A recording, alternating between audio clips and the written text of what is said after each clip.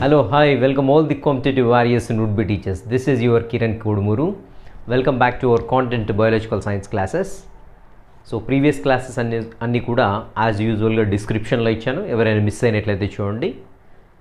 9th క్లాస్లో వచ్చేసి మనకి నెక్స్ట్ టాపిక్ వచ్చేసి యానిమల్ బిహేవియర్, జంతువుల ప్రవర్తన ఏ విధంగా ఉంటుంది అనేటువంటి అంశాన్ని చూద్దాము. సో ఈరోజు సెషన్లో చూద్దాం ఏంటి అనేది జంతువుల ప్రవర్తన.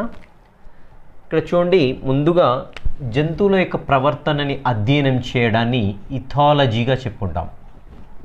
గుర్తుపెట్టుకోండి, జంతువుల యొక్క ప్రవర్తనని అధ్యయనం చేసే శాస్త్రాన్ని ఏమంటామంటే ఇథాలజీ. జంతు ప్రవర్తన అధ్యయన శాస్త్రంగా చెప్పుకుంటాం దీన్ని, అధ్యయన శాస్త్రం. రైట్.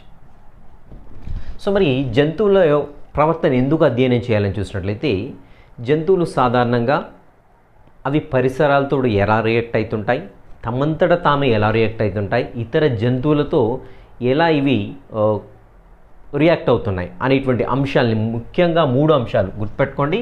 సో పరిసరాలతో ఎలా రియాక్ట్ అవుతున్నాయి, ప్రతిచర్యలు చూపుతున్నాయి. నెక్స్ట్ తమలో తామే ఏ విధంగా ప్రతిచర్యలు చూపుతున్నాయి. నెక్స్ట్ ఇతర జంతువులతో ఏ విధంగా ప్రతిచర్యలు చూపుతున్నాయి అనేటువంటి అంశాన్ని పరిశీలించడం గాను ఈ జంతువుల యొక్క ప్రవర్తన పైన అనేక అధ్యయనాలు చేయడం జరుగుతూ ఉంది. రైట్. మరి ఇక్కడ జంతువులను చూసినట్లయితే వీటి యొక్క ప్రవర్తనకు కారణం ఏంటి అని చూసినట్లయితే వాటి యొక్క శరీర ధర్మం, అంతేకాకుండా వాటి యొక్క అంతర్నిర్మాణం. గుర్తుపెట్టుకోండి, వెరీ ఇంపార్టెంట్ ఇవి రెండు కూడా. జంతువుల్లో ఈ యొక్క ప్రవర్తన కారణం ఏంటంటే వాటి యొక్క శరీర ధర్మం, అంటే ఫిజియాలజీ అండ్ అనాటమీ. సో వాటి యొక్క అనాటమీ ఏ విధంగా ఉంది, ఫిజియాలజీ ఏ విధంగా ఉంది, దాన్ని బట్టి వాటి యొక్క బిహేవియర్ అనేది ఉంటుందనేసి తెలుస్తూ ఉంటుంది. సో మరి వేటి కోసం ఇవి ప్రతిస్పందిస్తాయని చూసినట్లయితే చూడండి, ముఖ్యంగా సో భిన్న లింగజీవిని ఎన్నుకోవడంలో మనకి ఒక ప్రవర్తన కనపడుతూ ఉంటుంది. లేదంటే అవి ఏదైనా ఒక సమస్యను ఎదుర్కొన్నప్పుడు వాటి యొక్క ప్రవర్తన ఏ విధంగా ఉంటుంది ఎదుర్కొన్నప్పుడు. నెక్స్ట్ ఆహారం కోసము, నెక్స్ట్ అదేవిధంగా ఆవాసం కోసము, అంతేకాకుండా ఇంకా శత్రు జీవుల నుండి తప్పించుకోవడం కోసం. సో ఇలా భిన్న రకాల సందర్భాల్లో మనకు జంతువుల ప్రవర్తన అనేది వేరువేరుగా ఉంటుంది. సో ఎందుకు ఇలా బిహేవ్ చేస్తున్నాయి అనేటువంటి అంశాలని అనేక మంది శాస్త్రజ్ఞులు వీటి యొక్క ప్రవర్తన పైన అధ్యయనం చేయడం జరిగింది. సో కొంతమందికి దాంట్లో నోబెల్ బహుమతి కూడా వచ్చింది. సో చూద్దాం ఇంకా. సో ఇవి బాహ్య ఉద్దీపనలకు ప్రతిస్పందిస్తాయి. బాహ్య ఉద్దీపనలకు అనుగుణంగా జంతువులు అనేవి ప్రతిస్పందిస్తూ ఉంటాయి. సో మరి బాహ్య ఉద్దీపనలు ఏంటి అని చూసినట్లయితే, జంతువుల నుంచి తప్పించుకోవడం కానివ్వండి, సో ధ్వని కానివ్వండి, నెక్స్ట్ వాసన కానివ్వండి, ఇవన్నీ కూడా బాహ్యంగా వచ్చేటువంటి ఉద్దీపన అంటే ఏదైనా ఒక సమాచారం, లేదంటే చుట్టూ జరిగేటువంటి ఏదైనా ఒక మార్పు, ఒక జీవి గ్రహించదగినటువంటి మార్పు ఏదైనా ఉన్నట్లయితే దాన్ని ఉద్దీపనగా చెప్పుకుంటూ ఉంటాం. సో ఇలాంటివన్నీ కూడా బాహ్య ఉద్దీపనలుగా చెప్పుకుంటుంటాం. నెక్స్ట్ అంతర ఉద్దీపనలు కూడా ఉంటాయి. అంతర ఉద్దీపనలు కూడా మనకి ఈ యొక్క జంతువులు అనేవి ప్రతిస్పందిస్తుంటాయి. ఫర్ ఎగ్జాంపుల్ ఆకలి కావచ్చు, ఇవి గుర్తుపెట్టుకోండి కంపల్సరీ. నెక్స్ట్ దప్పిక కావచ్చు, లేదంటే భయం కావచ్చు, ఇలాంటివన్నీ కూడా అంతర ఉద్దీపనలు. వీటికి జంతువులు సాధారణంగా ప్రతిస్పందిస్తూ ఉంటాయి. సో మరి జంతువుల యొక్క ప్రవర్తనని అధ్యయనం చేసినప్పుడు వాటి యొక్క ప్రవర్తనని ముఖ్యంగా 4 రకాలుగా విభజించడం జరిగింది. గుర్తుపెట్టుకోండి, 4 రకాలుగా విభజించడం జరిగింది. సో ఒకటి చూసినట్లయితే సహజాత ప్రవృత్తి.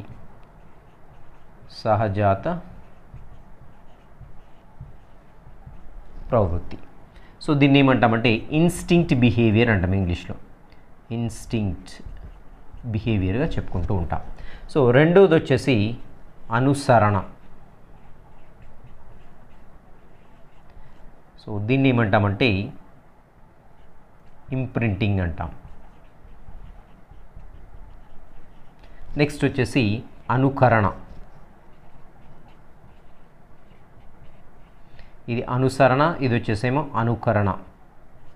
సో ఇమిటేషన్ అంటాం. నెక్స్ట్ వచ్చేసి మనకి నిబంధన. నిబంధన ఒడిసే ప్రవర్తన అంటాము. దీన్ని వచ్చేసి మనము కండిషనింగ్ బిహేవియర్ అంటాం. సో ఇలా మనకి జంతువుల యొక్క ప్రవర్తనని ముఖ్యంగా 4 రకాలుగా విభజించడం జరిగింది. అది వచ్చే సహజాత ప్రవర్తన, అనుసరణ, అనుకరణ, నిబంధన. సో నిబంధనయుత ప్రతీకార చర్యలుగా చెప్పుకుంటుంటాము. సో ఇక్కడ మనకి ముందుగా చూద్దాము సహజాత ప్రవర్తన. సహజాత ప్రవర్తన గుర్తుపెట్టుకోండి. సహజాత ప్రవర్తన అంటే ఇవి పుట్టుకతో వస్తాయి. గుర్తుపెట్టుకోవాలి బాగా. పుట్టుకతో వచ్చేటువంటి అన్ని రకాల ప్రవర్తనల్ని సహజాత ప్రవర్తనలుగా చెప్పుకుంటుంటాము. సో ఇక్కడ చూసినట్లయితే ఇవి జటిలమైనవి. వెరీ ఇంపార్టెంట్, గుర్తుపెట్టుకోండి. జటిలమైన ప్రవర్తన, జంతు ప్రవర్తన ఏది అనడానికి ఛాన్స్ ఉంటుంది. మనకి ఇవేంటంటే పుట్టుకతో వస్తాయి కాబట్టి ఇవి సింపుల్గా ఉంటాయి కాబట్టి ఇవంత జటిలమైన కావనేటువంటి ఒక మిస్కాన్సెప్షన్ అనేది మనలో ఉంటుంది. సో కాబట్టి బాగా గుర్తుపెట్టుకోండి. అన్ని జంతు ప్రవర్తనలోకెల్లా వెరీ కాంప్లెక్స్ బిహేవియర్ ఏది అని అడిగినట్లయితే గుర్తుపెట్టుకోండి, ఇది వచ్చేసి instinct behaviour is a very complex behaviour among all the animal behaviours.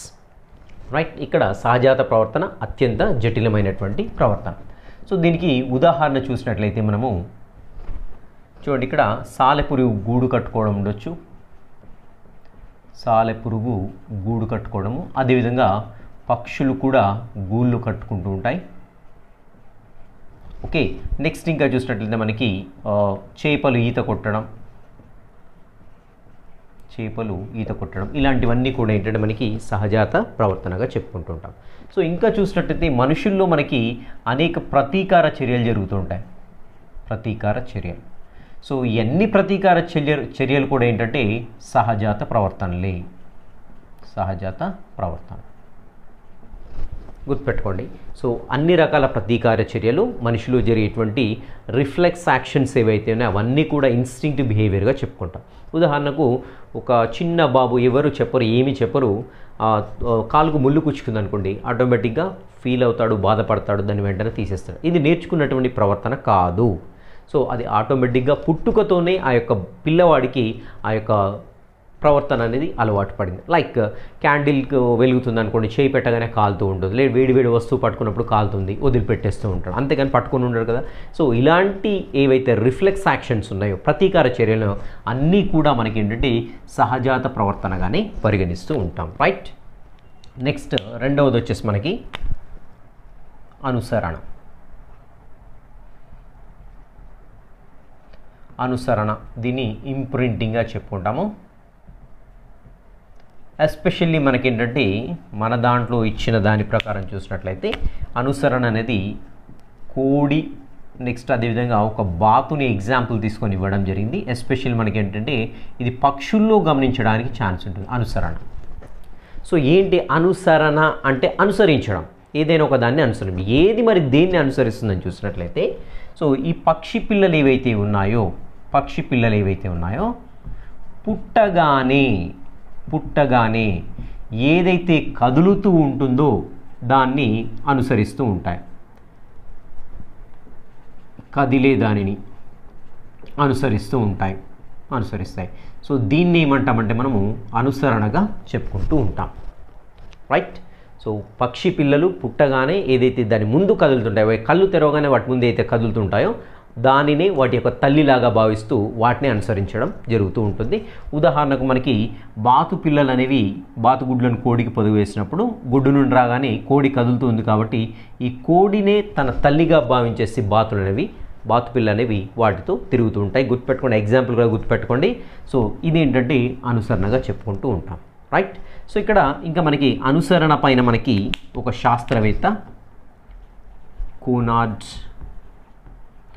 Lorenz అనేటువంటి సైంటిస్ట్ ఎవరైతే ఉన్నారో ఇతడు ఈ యొక్క అనుసరణ పైన అనేక ప్రయోగాలు చేశాడు. సో ఎస్పెషల్లీ ఇతడు తెల్ల బాతు పిల్ల పైన అనేక ప్రయోగాలు చేయడం జరిగింది. సో ఎప్పుడైతే ఈ తెల్ల బాతు పిల్ల గుడ్డు నుండి బయటకు వస్తుందో అక్కడే తను అటు ఇటు కదులుతున్నాడు. లేవగానే అది అంటే కళ్ళు తెరియగానే సో ఇతన్ని చూసి ఇతన్నే తన తల్లిగా భావించేసి అతడు ఎటు మూవ్ అయితే ఆ బాతు పిల్ల కూడా అటే మూవ్ అయింది. సో ఇది అనుసరణ బిహేవియర్ అనేసి ఈ కోనార్డ్ లోరెంజ్ అనేటువంటి సైంటిస్ట్ ప్రయోగాలు చేయడం ఫలితంగా ఇతనికి 1973లో శరీర నిర్మాణ శాస్త్రంలో అదేవిధంగా ఔషధ శాస్త్రంలో దట్ మీన్స్ ఫిజియాలజీ అండ్ మెడిసిన్లో ఇతనికి నోబెల్ బహుమతి కూడా రావడం జరిగింది. గుర్తుపెట్టుకోండి, ఈ ఇయర్ వెరీ ఇంపార్టెంట్. 1973లో ఇతనికి నోబెల్ బహుమతి రావడం జరిగింది. ఇది వచ్చేసి అనుసరణ.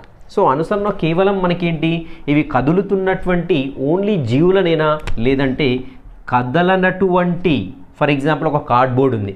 సో ఆ కార్డ్బోర్డుకు గాలికి అలా ఊగుతూ ఉంది, గుడ్డులోంచి పిల్లలని దాన్ని చూసింది. సే ఫర్ ఎగ్జాంపుల్ దాన్ని కూడా ఈవెన్ కార్డ్బోర్డ్ అయినా కావచ్చు. ఓకే, మన బుక్లో ఇవ్వడం జరిగింది.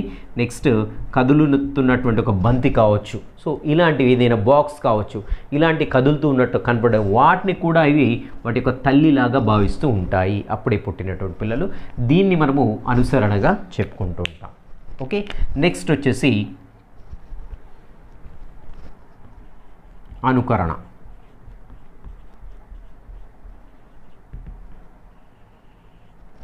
సో దీన్ని ఇమిటేషన్గా చెప్పుకుంటాం.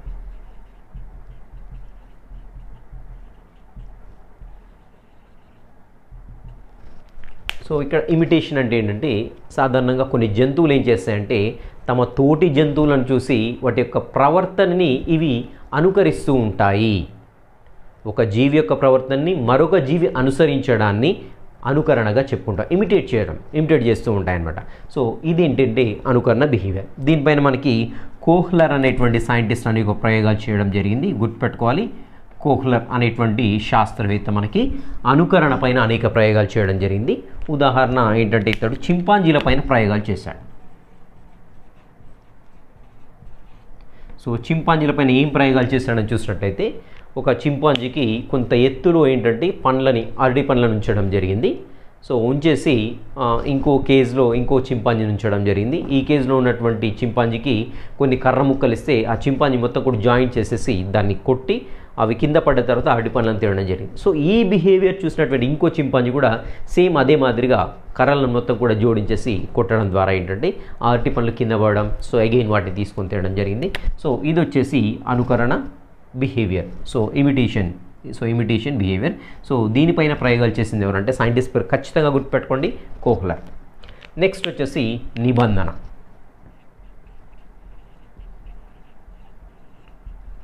సో కండిషనింగ్ బిహేవియర్ అంట.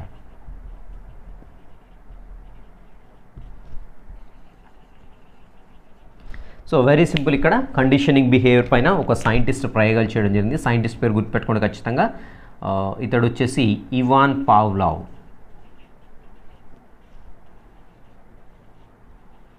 సో ఇతడు రష్యా దేశానికి చెందినటువంటి శాస్త్రవేత్త. సో ఇక్కడ మనకి కోనార్డ్ లోరెంజ్ అనే సైంటిస్ట్ వచ్చేసి ఆస్ట్రియా దేశానికి చెందినటువంటి శాస్త్రవేత్త. గుర్తుపెట్టుకోవాలి, దేశం పేరు కూడా ఇంపార్టెంటే. ఇవాన్ పావ్లావ్ అనే సైంటిస్ట్ రష్యా దేశానికి చెందిన సైంటిస్ట్. ఇతడు ఈ యొక్క నిబంధన పైన అనేక రకాల ప్రయోగాలు చేస్తారు. అసలు నిబంధన బిహేవియర్ అంటే ఏంటని చూసినట్లయితే సాధారణంగా ఏదైనా మనకి ఒక సహజ ఉద్దీపనకు మన ప్రతిస్పందనని చూపిస్తూ ఉంటాం. సహజ ఉద్దీపనకు ప్రతిస్పందన ఏంటి, సహజ ఉద్దీపన ఏంటి, ప్రతిస్పందన ఏంటని చూసినట్లయితే సో చిన్న పిల్లవాడు ఆకలి కాగానే ఏడుస్తూ ఉంటాడు. సో తల్లి పాలివ్వగానే వెంటనే సైలెంట్గా ఉంటాడు. ఇది ఆకలి కాగానే ఏడుపు అనేది ఆ చిన్న పిల్లవాడిలో ఆ ఉద్దీపనకు ప్రతిస్పందన, రైట్. సో మామూలుగా మనకేంటి ఈ యొక్క నిప్పును కానివ్వండి, లేదంటే మండుతున్న కొవ్వొత్తిని, లేదంటే ఒక వేడి వస్తువుని పట్టుకున్నప్పుడు సో గుంజేసుకుంటూ ఉంటాం. సో అది కూడా ఏంటంటే సహజ ఉద్దీపనే. సో కరెంట్ షాక్ కొట్టగానే గుంజేసుకుంటాం చేయి. సో ఇది కూడా ఒక సహజ ఉద్దీపనకు మనకు ప్రతిస్పందన చేస్తాం. సో ఇక్కడ నిబంధన ఏంటంటే ఒక కృత్రిమ ఉద్దీపన.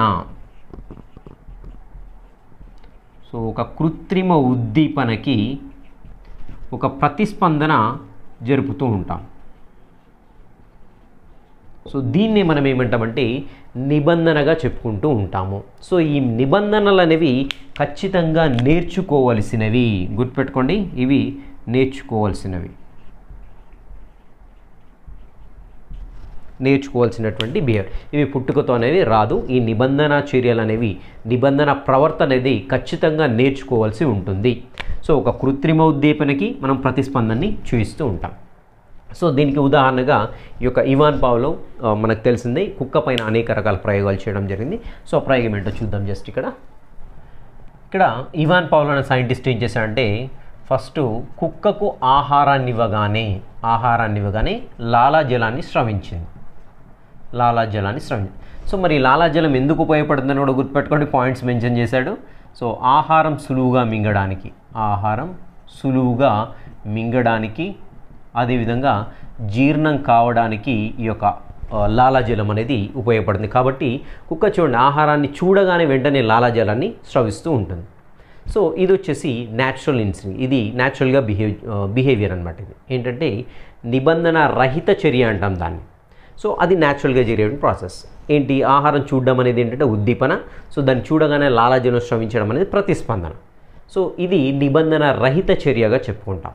సో మరి దీనికి నిబంధన ఎలా జోడిస్తామని చూసినట్టయితే కుక్క ఆహారాన్ని చూసినప్పుడే కాదు, ఆహారం తెచ్చేటువంటి ఒక వ్యక్తిని చూసినప్పటికీ కూడా లాలాజలాన్ని స్రవిస్తూ ఉంది. సో ఈ యొక్క మన ఇవాన్ పావ్లోవ్ ఏం చేశారంటే ఈ వ్యక్తిని చూసినప్పుడు ఇది లాలాజలాన్ని స్రవిస్తుంది కదా, అంటే ఇది ఒక వ్యక్తిని చూసినప్పుడు అంటే ఒక కృత్రిమ ఉద్దీపనని చూసినప్పుడు కూడా ఒక సహజమైన ప్రతిస్పందనని చూపిస్తుందనేసి ఇతడు ఏం చేశాడంటే కుక్కకు ఆహారం ఇచ్చేటప్పుడు ఆహారంతో పాటుగా బెల్ కొట్టాడు. సో గంట సౌండ్ చేయడం జరిగింది. సో అలా కొన్ని రోజులు గంట సౌండ్ చేయడము, అగైన్ ఆ కుక్కకు ఆహారాన్ని అందించడం, గంట సౌండ్ చేయడము, కుక్కకు ఆహారాన్ని అందించడం, ఇలా చేయడం ద్వారా గంట సౌండ్ వినగానే కుక్క లాలాజలం అనేది స్రవించడం జరిగింది. సో అంటే మనకి ఇక్కడ కృత్రిమ ఉద్దీపన ఏంటి, గంట సౌండ్ చేయడము, బెల్ సౌండ్ బ్లో చేయడం. సో బెల్ సౌండ్ రాగానే వెంటనే ఏంటి సాల్యుయేట్ చేసింది డాగ్ అనేది, రైట్. సో ఇలా మనకు ఒక కృత్రిమ ఉద్దీపనకి సహజమైన ప్రతిస్పందన ఏర్పడుతుంది. కాబట్టి దీన్ని నిబంధనాయుత ప్రతీకార చర్యగా చెప్పుకుంటూ ఉంటాం, రైట్. సో ఇది ఒక ఎగ్జాంపుల్ ఇవ్వడం జరిగింది మన బుక్లో. నెక్స్ట్ స్కూల్ బెల్ కూడా ఇవ్వడం జరిగింది. సో అది మార్నింగ్ స్కూల్ బెల్ అయినట్లయితే పిల్లలందరూ కూడా అసెంబ్లీకి రెడీ అవుతుంటారు. సో అదే ఇంటర్వెల్లో బెల్ అయినట్లయితే నెక్స్ట్ వాళ్ళ యొక్క ప్రవర్తన అదో రకంగా ఉంటుంది, వాటర్కి వెళ్ళడము లేదంటే రెస్ట్ రూమ్కి వెళ్ళడం ఇలాంటివి చేస్తుంటారు. అదే లాంగ్ బెల్ అనుకోండి సో ఇంటికి వెళ్తూ ఉంటారు, ఆ యొక్క సంతోషమే ఉంటుంది. వాళ్ళ యొక్క బిహేవియర్ అనేది కొట్టేది ఒకటే బెల్ అయినప్పటికీ కూడా ఆ కొట్టే సమయాన్ని బట్టి మార్నింగ్ కొడితే సో ఇంకా ప్రేయర్కి వెళ్ళాలని ఆలోచన వస్తూ ఉంటుంది. సో ఇంటర్వెల్ టైంలో కొట్టనుకోండి వాష్రూమ్కి వెళ్ళాలనిపిస్తుంది. సో మధ్యాహ్నం అనుకోండి లంచ్ కంటే చివరికి లాంగ్ బెల్ కొట్టినట్టయితే ఇంటికి వెళ్ళాలన్నట్టుగా వాళ్ళ బిహేవియర్ అనేది మనం అబ్జర్వ్ చేయడానికి ఛాన్స్ ఉంటుంది. సో ఈ యొక్క నిబంధనని బేస్ చేసుకొని మనము చాలా రకాల ప్రయోగాలు చేయడం జరిగింది. సో ఇక్కడ చూడండి మనకి గొర్రెలు మేసేటప్పుడు దాని చుట్టూ కూడా మనకి ఎలక్ట్రిక్ ఫెన్సింగ్ ఉంటుంది. సో ఎలక్ట్రిక్ ఫెన్సింగ్ అంటే ఏంటంటే గొర్రెల ఏరియా పోకుండా చిన్న వైర్లతోటి దానికి కొంచెం షాక్ వచ్చేటట్టుగా పెడుతూ ఉంటారు. సో ఎప్పుడైతే గొర్రెపై దానికి టచ్ అయిపోతూ ఉంటుందో వెంటనే దానికి చిన్న షాక్ రావడంతో అది వెనక్కి రావడం జరుగుతూ ఉంటుంది. సో ఫలితంగా ఏంటి దాంట్లో కరెంట్ లేనప్పటికీ కూడా దాని దగ్గరికి వెళ్తే షాక్ కొడుతుంది అనేటువంటి ఒక నిబంధన దానికి ఏర్పడుతూ ఉంటుంది, కండిషనల్ బిహేవియర్ అనేది ఏర్పడుతుంది. సో ఫలితంగా దాని దగ్గరికి వెళ్ళదు ఇంకా. సో ఇలాంటివి ఎగ్జాంపుల్ ఇవ్వచ్చాడు, గుర్తుపెట్టుకోండి. గొర్రెలు, గ్రేజింగ్, ఫెన్సింగ్, ఇది గుర్తుపెట్టుకోండి. నెక్స్ట్ వచ్చేసి ఇంకా మనకి చూసినట్లయితే పశువులకి పలుపుతాడు ఉంటుంది. పలుపుతాడు అంటే తెలుసు కదా. సో పశువులని కట్టేయడానికి ఉపయోగించేటువంటి లడ్డుగా ఉండేటువంటి తాడు అయితే దాన్ని పలుపుతాడు. విప్పగానే వెంటనే అది ఏంటి తొట్టి దగ్గరికి వెళ్ళేసి వాటర్ తాగడమా లేదంటే నెక్స్ట్ వెంటనే అరక దగ్గరకు రావడము. సో అరక మీదికి ఎక్కియగానే వెంటనే అదేంటంటే యూరినేట్ చేస్తూ ఉంటాయి. గుర్తుపెట్టుకోండి, ఇలాంటివన్నీ కూడా నిబంధనాయుత చర్యలుగా పరిగణిస్తూ ఉంటాము, రైట్. సో ఇంకా చూసినట్లయితే మనకి మద్యం మాన్పించడం. సో మద్యం మాన్పించేటప్పుడు కూడా కొంతమందికి ఈ యొక్క ఆల్కహాలిక్స్ ఉంటారు, వాళ్ళకి మద్యం మాన్పించేటప్పుడు కూడా ఏం చేస్తారంటే ఆల్కహాల్ తెస్తారు, ఆల్కహాల్ తెచ్చి చిన్న షాక్ లాంటి దానికి గురి చేస్తూ ఉంటారు. సో ఇలా చేయడంతో ఏమవుతుందంటే మద్యాన్ని చూడంగానే వాళ్ళ మైండ్ అనేది యాక్సెప్ట్ చేయదు కొన్ని రోజులు ఇలాగే చేసినప్పుడు. సో ఈ రకంగా కూడా మాన్పిస్తుంటారు. నెక్స్ట్ పెద్దవాళ్ళని చూడగానే లేచి నిలబడుతూ ఉంటారు, టీచర్స్ని చూడగానే లేచి నిలబడుతూ ఉంటారు.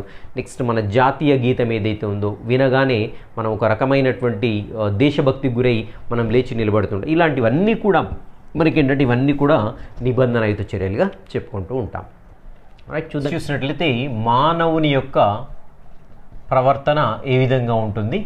సో మనం చెప్పుకున్నటువంటి ప్రవర్తనలు ఏమైనా ఉన్నాయని చూసినట్లయితే మానవుల్లో ఫస్ట్ సహజాత ప్రవృత్తి. సో జనరల్గా ఈ సహజాత ప్రవృత్తి పుట్టుకతో వస్తుంది. అనేక జంతువులు అంటే వీటిని అధిగమించలేవు. ఎగ్జాంపుల్, అక్కడ అన్నం పెట్టాము, జంతువు కాకలి అవుతుంది, సో అది ఫ్రీగా వదిలిపెడుతుంది. ఏం చేస్తుంది, వెంటనే పోయి తినేస్తూ ఉంటుంది. సో వేరే ఇతర జంతువులు వస్తాయా, తింటాయా, తినవనేది ఏమి ఆలోచించదు, దానికి ఆకలి పోయి తింటుంది. అది సహజ ప్రవృత్తి.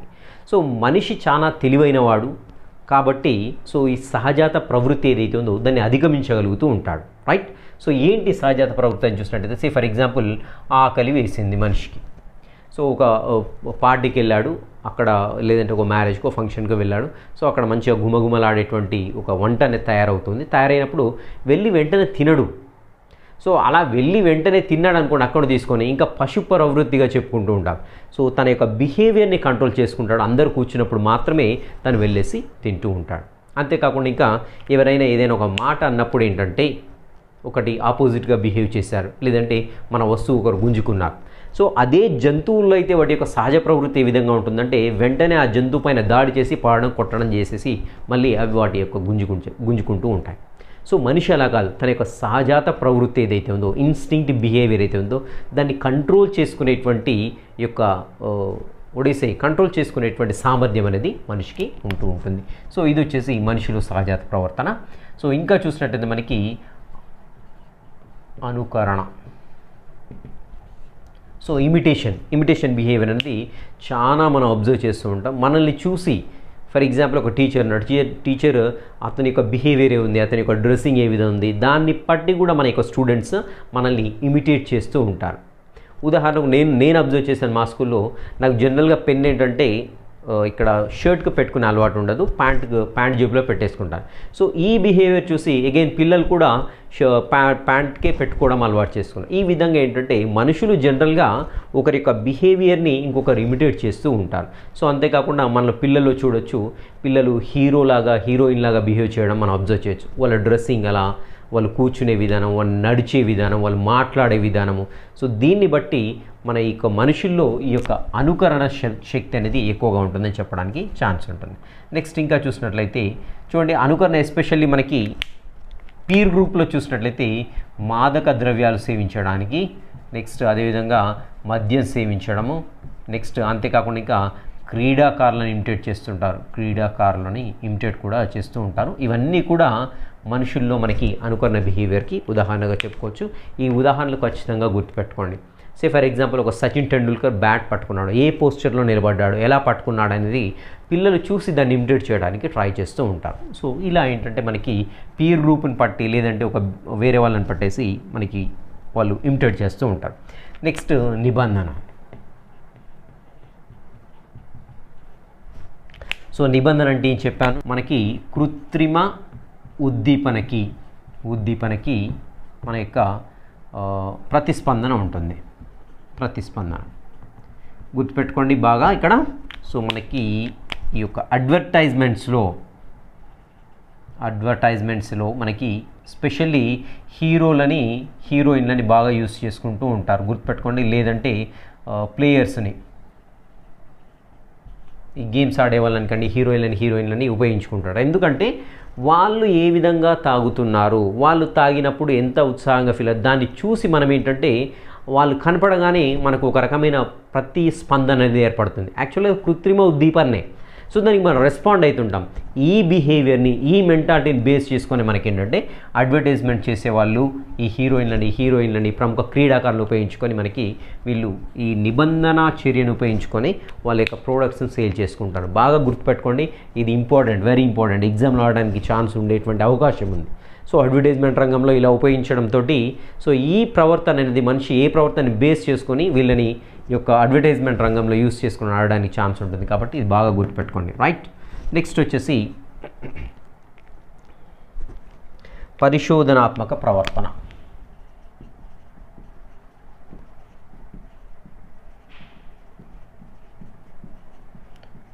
సో పరిశోధనాత్మక ప్రవర్తన అంటే ఏంటంటే ఎక్స్పెరిమెంటల్ బిహేవియర్. ఇక్కడ జంతువుల ప్రవర్తన అధ్యయనం చేయడానికి ఏంటంటే సాధారణంగా ల్యాబొరేటరీస్లో చేస్తుంటారు. సో ఇలా ల్యాబొరేటరీస్లో మనకు జంతువుల యొక్క ప్రవర్తన అధ్యయనం చేయడాన్ని ఏమంటామంటే పరిశోధనాత్మక ప్రవర్తనగా చెప్పుకుంటూ ఉంటాం. సో మరి ఎందుకు చేస్తారు ఇలా అని చూసినట్లయితే వాటి యొక్క ప్రవర్తన ఏ విధంగా ఉంది, వాటి యొక్క క్షేత్రంలో కూడా, క్షేత్రంలో అంటే ఏంటంటే అవి ఎక్కడైతే నివసిస్తున్నాయో ఆ ఫీల్డ్లో కూడా వీటి యొక్క ప్రవర్తన అధ్యయనం చేస్తారు. ఇలా చేయడాన్ని పరిశోధనాత్మకత ప్రవర్తనగా చెప్పుకుంటాం, పరిశోధనాత్మక ప్రవర్తన అధ్యయనంగా చెప్పుకుంటూ ఉంటాము. సో మరి ఎందుకు అని చూసినట్లే కొన్ని జీవులు ఒంటరిగా ఎలా నివసిస్తున్నాయి, కొన్ని జీవులు సమూహాలుగా ఎలా నివసిస్తున్నాయి, ఓకే. నెక్స్ట్ కొన్ని జీవులు శత్రువుల నుండి ఏ విధంగా తప్పించుకుంటున్నాయి, ఓకే. కొన్ని జీవులు ఎలా కమ్యూనికేట్ చేస్తూ ఉన్నాయి, కమ్యూనికేట్ అంటే వాటి యొక్క జీవులతోటి, వాటికి సంబంధించిన వాటి జాతికి సంబంధించినటువంటి జీవులతో ఏ విధంగా సమాచారాన్ని ఇచ్చిపుచ్చుకుంటున్నాయి, ఇలాంటి బిహేవియర్స్ అన్నీ కూడా ఏంటంటే మనకి ల్యాబ్లో కానివ్వండి లేదంటే ఒక పర్టికులర్ ఫీల్డ్లో కానివ్వండి అబ్జర్వ్ చేయడం జరుగుతుంది. సో దీనికి ఉదాహరణగా మనకి ఏంటంటే చూడండి, ఫర్ ఎగ్జాంపుల్ తేనెటీగల యొక్క బిహేవియర్ కావచ్చు, రైట్. సో తేనెటీగల బిహేవియర్ కావచ్చు. నెక్స్ట్ ఇంకా చూసినట్లయితే కొన్ని కెమెరాస్ పెట్టేసి మనకి పులుల యొక్క బిహేవియర్ ఏ విధంగా ఉంటుంది, పులుల యొక్క బిహేవియర్ ఏ విధంగా ఉంటుంది. సో ఇవన్నీ కూడా ఏంటంటే మనకి ఈ పరిశోధనాత్మక అధ్యయనంలో, పరిశోధనాత్మక ప్రవర్తన అధ్యయనంలో వస్తూ ఉంటాయన్నమాట. Very simple. ఇక్కడ సంఘజీవనం ఎలా గడుపుతున్నాయి కొన్ని జీవులు, సో శత్రువుల బారి నుండి ఏ విధంగా తప్పించుకుంటుంది. ఉదాహరణ ఇక్కడ చూడండి, ఒక కాకి చనిపోయింది అనుకోండి. ఒక కాకి చనిపోయినప్పుడు మనకి అనేక కాకులు ఎలా అరుస్తూ ఉంటాయి. సో కాకి మామూలుగా ఆహారం దొరికినప్పుడు ఒక రకంగా అరుస్తూ ఉంటుంది, ఒక కాకి చనిపోయినప్పుడు ఒక రకంగా అరుస్తూ ఉంటుంది. ఇలా వాటి యొక్క బిహేవియర్ ఏ విధంగా ఉందని తెలుస్తూ ఉంటుంది. కేవలం ఇదేనా చూసినట్టయితే ఇంకా ట్యాగింగ్ ద్వారా కూడా మనకి జంతువుల ప్రవర్తన అధ్యయనం చేయడం జరుగుతూ ఉంటుంది. సో ట్యాగింగ్ అంటే ఏంటి, సో జంతువుల యొక్క కాళ్ళకు చిన్న చిన్న ట్యాగ్స్ కట్టడము, లేదంటే పక్షుల యొక్క ట్యాగ్స్ కాళ్ళకు లేకుంటే మెడకు ట్యాగ్స్ కట్టడము, లేదంటే చిన్న చిన్న కెమెరాస్ అరేంజ్ చేయడంతో ఆ యొక్క పక్షి లేదంటే ఆ జంతువు ఎంత దూరం సంచరిస్తుంది, ఏ వైపుగా సంచరిస్తుంది, దాని బిహేవియర్ ఎలా ఉంటుంది, సో దీనికి కెమెరా కట్టినప్పుడు ఎదుటి పక్షితోటి ఏ విధంగా ఇది కమ్యూనికేట్ చేస్తుంది, ఇలాంటి బిహేవియర్స్ అన్నీ కూడా మనకి ఈ ట్యాగింగ్ ద్వారా తెలుస్తూ ఉంటుంది. సో ఇది వచ్చేసి ఈరోజు సెషన్. సో నెక్స్ట్ సెషన్లో ఇంకా కొంచెం ఉంది ఈ యొక్క యూనిట్లో. సో అవేంటి రకరకాల బిహేవియర్స్ ఏంటి, ఏవి ఏ విధంగా బిహేవ్ చేస్తాయో చూద్దాము. Till the next class, have a great day.